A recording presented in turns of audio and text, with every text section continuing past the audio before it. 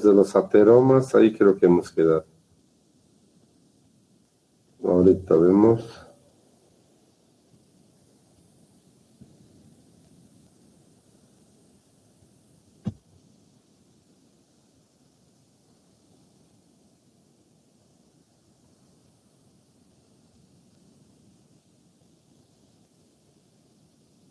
Ya.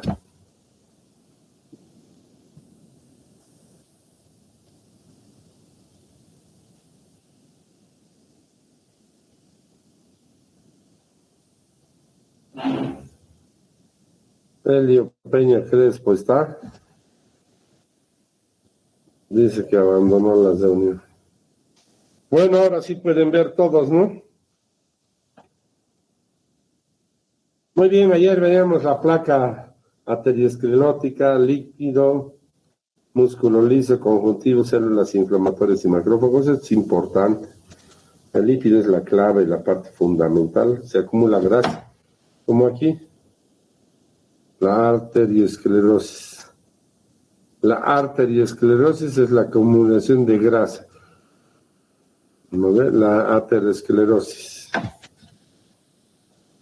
Bueno, ahí tenemos, es importante, ¿no? La grasa, porque nuestro medio es una enfermedad, obesidad, es considerado así.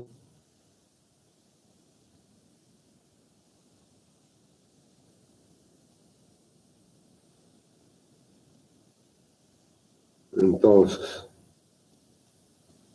la aterosclerosis es la considerada acumulación de grasas y colesterol en las paredes de las arterias, ¿no? Entonces ahí está la aterosclerosis, acumulación de grasas. La arteriosclerosis, la diferencia es el enduramiento de las arterias. Pero miren aquí, veamos, ahí está. ¿Qué más veníamos? La anamnesis si era aguda y crónica. Es importante aquí, en la anamnesis, el dolor agudo o el dolor crónico. El dolor agudo es importantísimo.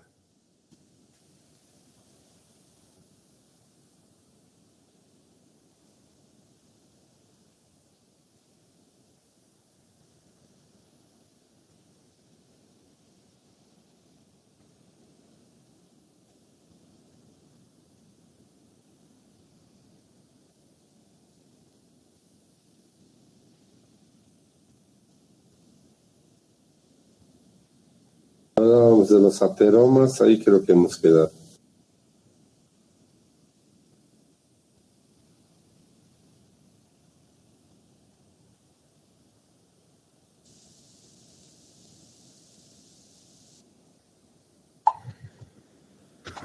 El dolor crónico es un dolor más tolerable, como diríamos, que aguanta más el paciente. El dolor agudo no. Claudicación, ¿qué es la claudicación? El no poder. La claudicación es el no poder caminar, hacer las actividades. Y finalmente un aspecto importante que nos menciona es el dolor en reposo. ¿Qué es el dolor en reposo? El dolor en reposo es lo que significa el dolor que puede tener el paciente cuando está descansando, y realmente es un trastorno bastante serio. La exploración física. ¿Qué vamos a tener en la exploración física? Úlceras, heridas, ausencia de vello, piel seca brillante, palidez y edema son las características fundamentales en la exploración física. Pero ese es en el ámbito global, hablando de una enfermedad que sea sobre todo crónica, porque en la enfermedad aguda generalmente encontramos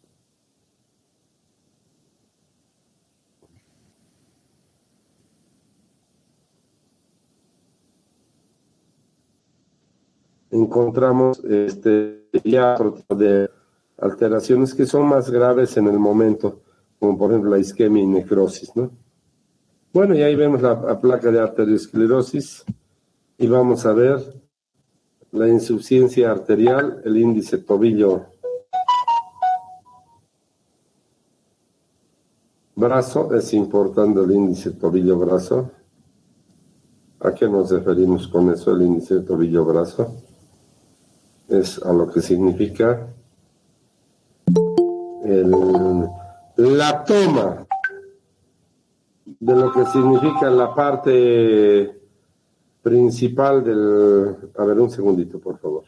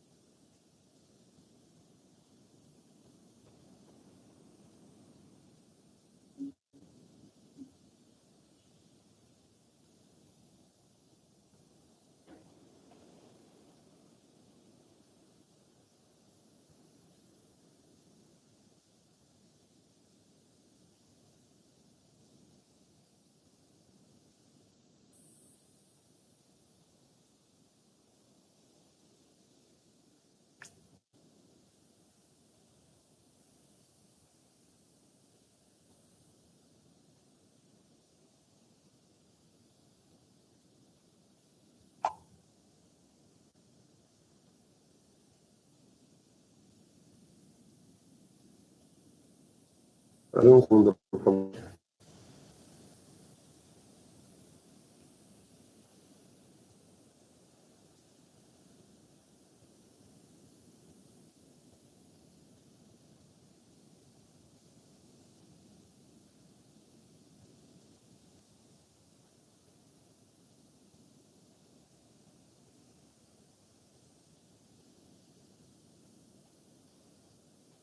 Siempre mi...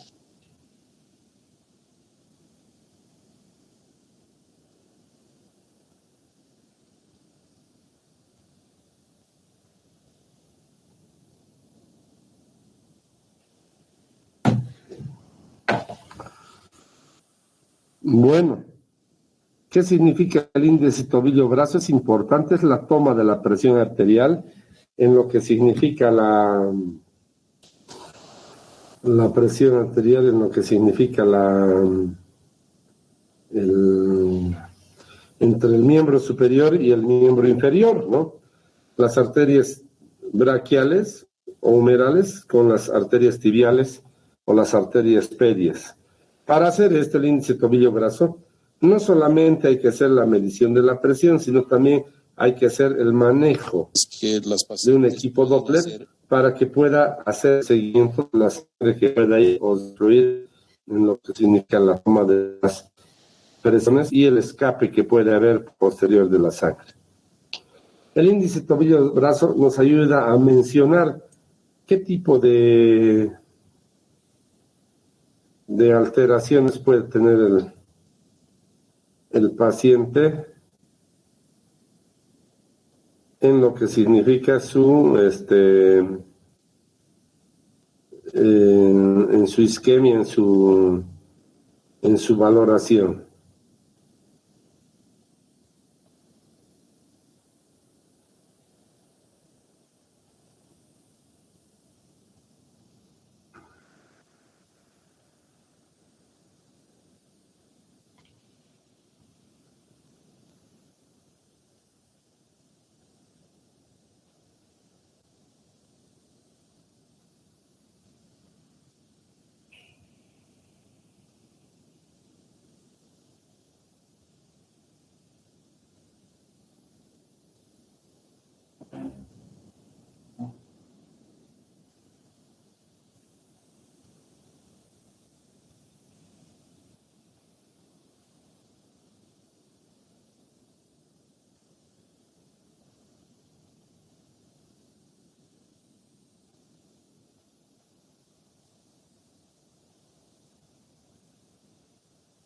Continuamos. El índice tobillo-brazo es una forma de descartar y ver cómo está funcionando el flujo a nivel, sobre todo, terminal de las arterias en el miembro inferior.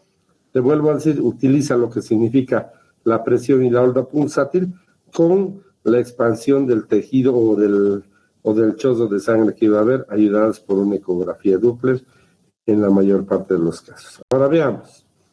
¿qué es lo que hacemos? El índice tobillo-brazo. Entonces, ¿cómo es la toma? Es la toma de la presión. Bueno, en realidad se hace una ecografía, se toma la presión, como les he dicho, el numeral en la tibial, se hace una ecografía y se ve cuál es la diferencia que existe. Cuando tenemos la presión, tomando en cuenta la presión más que la ecografía, tenemos que hacer este índice, que es la presión en la pierna dividida entre la presión en el brazo, ¿no? Entonces, vamos a ver, es la presión sistólica de la pierna y la presión sistólica de los brazos. Más altos en el superior, en el miembro superior, entre el derecho y el izquierdo. Ejemplo, si la presión más alta en la pierna es 120, la presión más alta en el brazo es 120, 120 entre 120 es igual a 1. Entonces, eso es más o menos lo que se tiene en el índice tobillo-brazo, ¿no? Hay que hacerlo de esta manera. ¿Y cuáles son sus resultados? Normal es de 1 a 1.2. 0,9 a 0,1 es aceptable. 0,8 a 0,9 es enfermedad arterial. ¿Qué quiere decir? ¿Qué quiere decir? ¿Qué quiere decir? A ver, veamos. ¿Qué quiere decir? Si la presión en el brazo si la presión en el brazo es 120 y la presión en la pierna, como tenemos aquí, ¿no? La presión, perdón, en la pierna es 120 y en el brazo es 110, vamos a tener una respuesta de 1,09. Entonces, hay un valor que está dentro del parámetro normal. Pero, ¿qué tal si tenemos la presión en la pierna de 110 y en el brazo tenemos de 130? Vamos a tener un problema de enfermedad arterial. ¿Por qué? Porque van a ver que el resultado va a ser 0,84 de enfermedad arterial. Ese es el índice tobillo-brazo y se evalúa de esa manera. Lo normal es de 1 a 1.2, aceptable 0,91 y de 0,8 hacia abajo ya tenemos enfermedad arterial. De 0,5 a 0,8 enfermedad con claudicación. De menor de 0,5 y enfermedad severa arterial, cuando el paciente tiene problemas en reposo. Bueno, eso es lo fundamental, y viendo de la clínica vamos a ver que los valores van de acuerdo también a la sintomatología. Una claudicación cuando baja de cierta cantidad, dolor, isquemia en reposo cuando baja de 0,26, y cuando está por menos del 0,1 ya tenemos la necrosis o pérdida de tejido, como vamos a ver en esta imagen o diapositiva.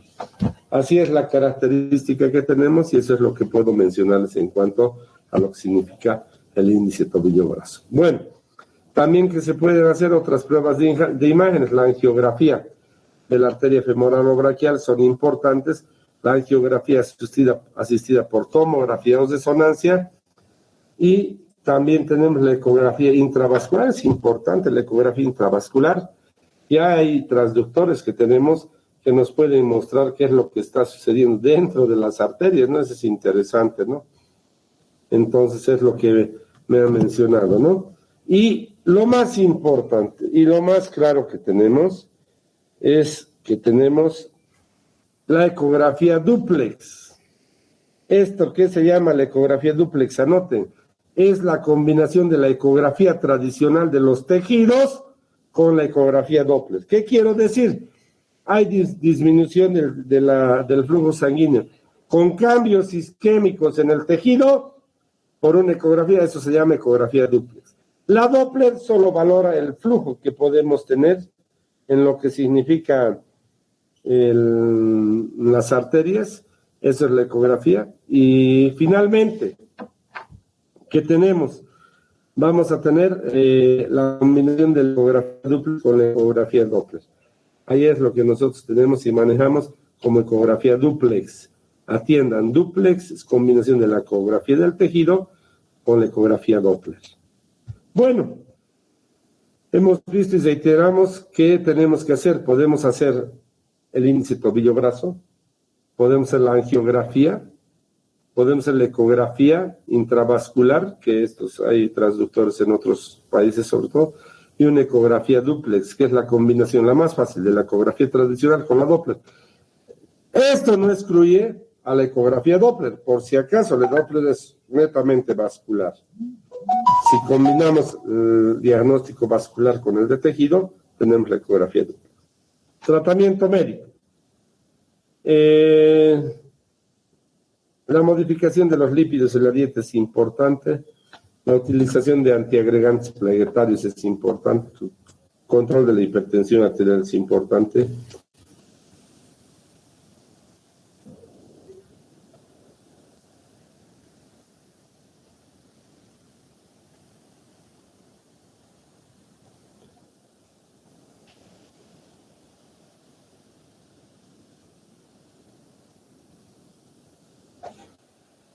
Luego, la utilización, el dejar de fumar es importante y eso es lo que sucede, ¿no?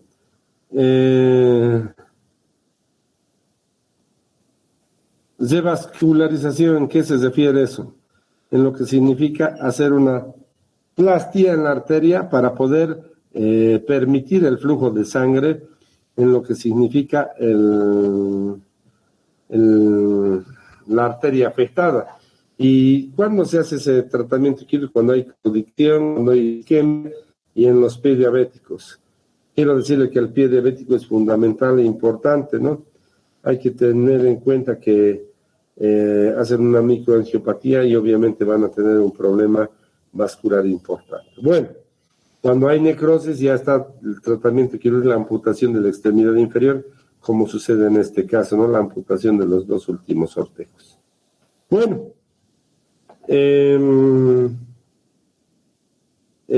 ¿cuándo se debe hacer el tratamiento quirúrgico? Cuando hay un fracaso en el tratamiento quirúrgico, cuando hay fracaso en lo que significa el tratamiento médico, cuando hay fracaso en lo que significa los intentos de reconstituir la vía arterial. En estos casos se puede hacer la amputación de radios en la base del pie, la amputación transmetatarsiana en la cabeza de los metatarsianos, la amputación intracondilia por debajo de la tuberosidad tibial y la amputación supracondilia en boca de pez. ¿Cuál es lo más aconsejado? Evidentemente, si hacemos un análisis, las amputaciones más pequeñas en la base del pie afectado sería la más adecuada, como por ejemplo sucede en esta diapositiva. Pero cuando ya tenemos un compromiso de todo el miembro, en realidad lo que más se considera como parte importante es la supracondilia para la acción de los mecanismos de sustitución, como por ejemplo prótesis, que son importantes a nivel supracondilio. Bueno, evidentemente, les vuelvo a decir, el objetivo es de preservar la mayor parte del tejido. Bueno, ¿qué más tenemos?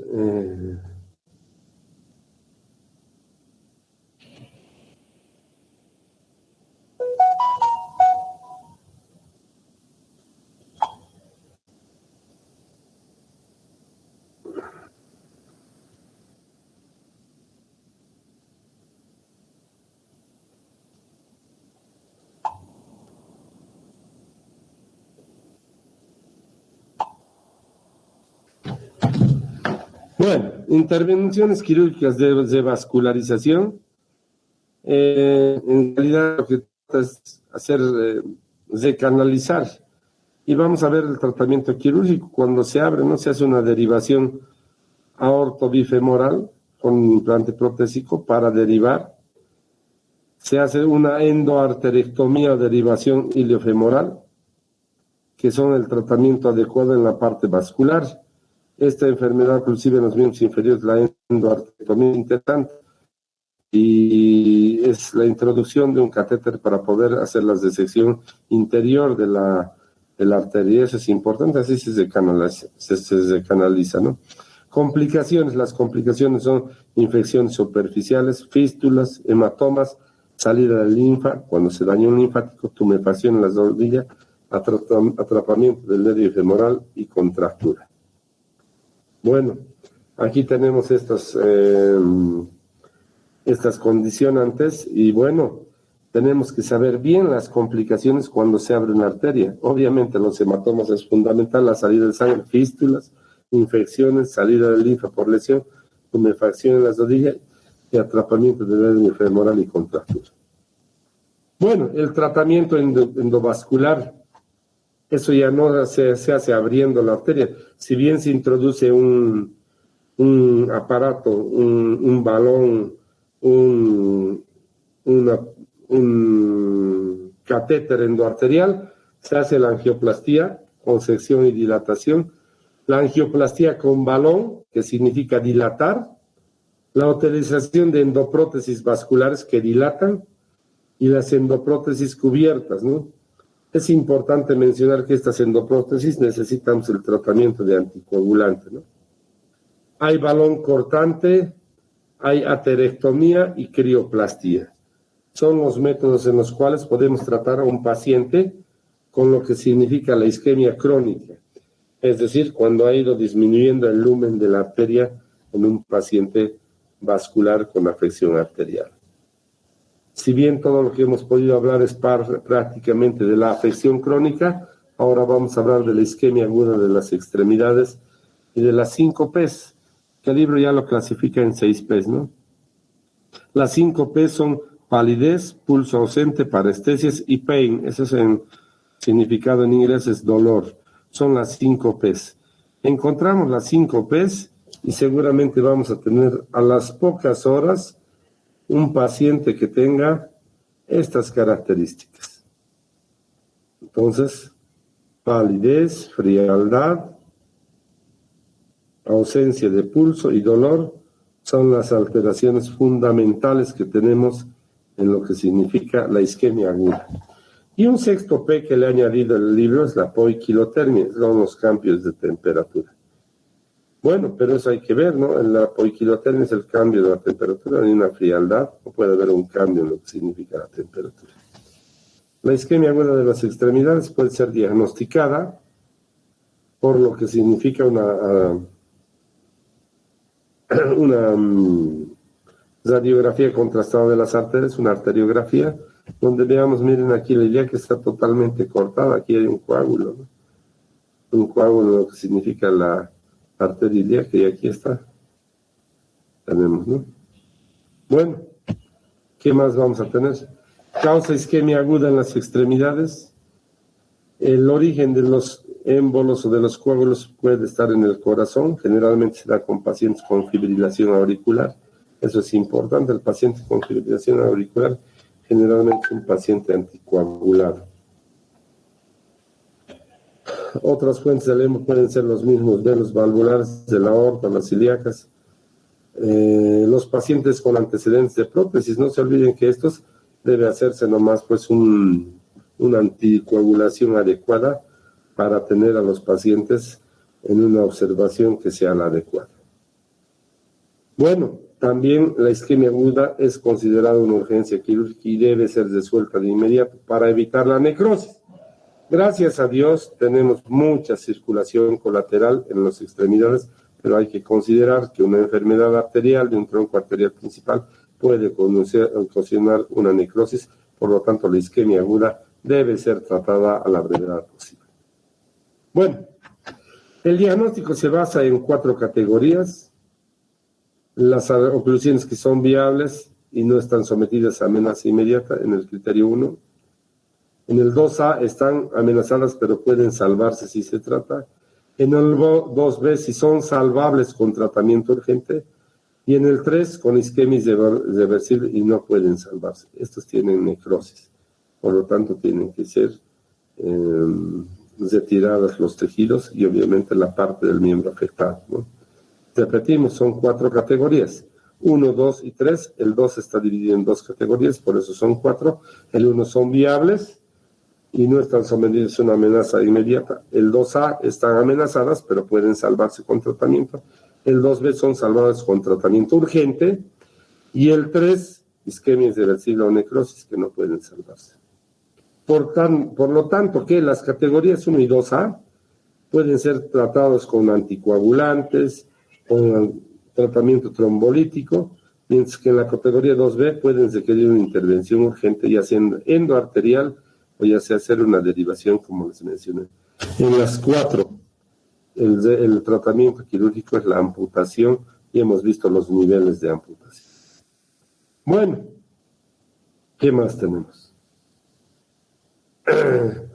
Hay que tener cuidado en la utilización de los trombolíticos y anticoagulantes en pacientes con problemas hemorrágicos, diátesis hemorrágicas, los que hayan sido sometidos a una cirugía digestiva, es decir, una cirugía intracraneal o TEC, porque si damos fibrinolíticos y anticoagulantes puede seguir sangrando, ¿no? Además, los pacientes con ACV son una contraindicación absoluta de dar anticoagulantes y fibrinolíticos.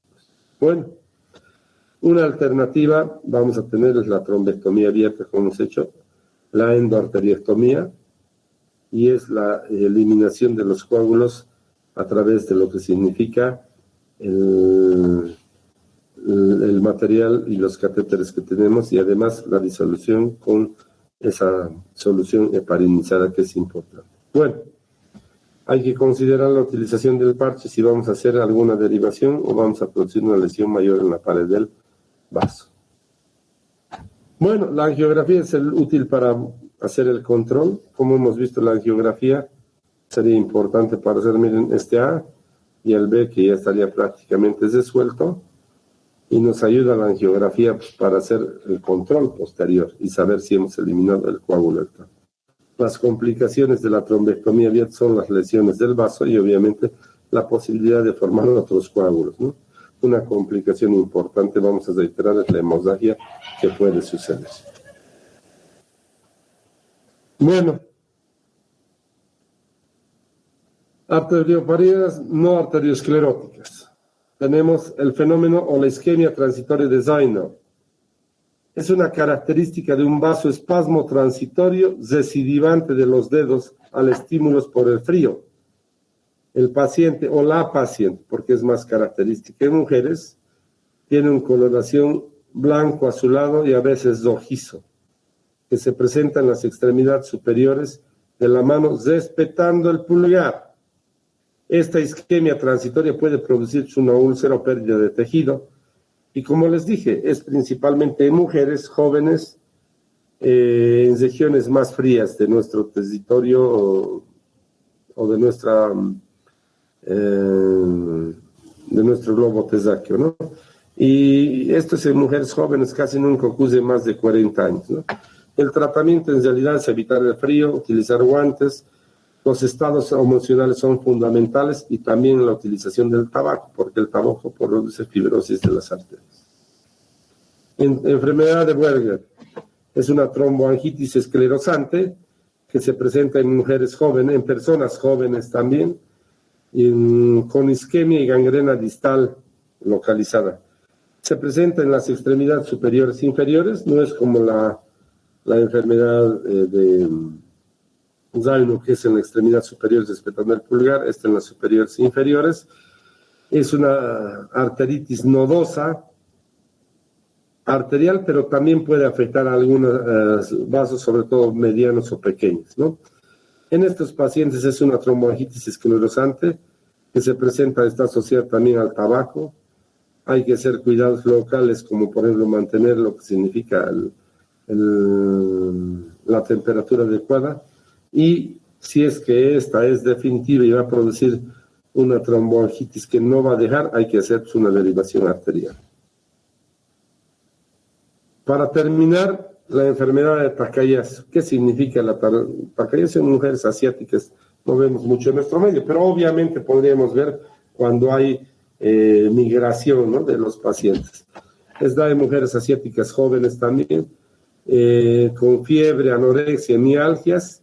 Se da una obstrucción arterial progresiva, como ven, o en diferentes lugares de la aorta, ¿no?, lo que va a producir una isquemia.